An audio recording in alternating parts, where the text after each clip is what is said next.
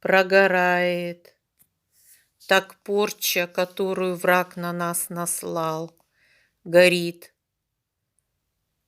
И все прогорает вместе с костром, с зорницей, и как этот куст горит, и костер все сжигает, прогорает.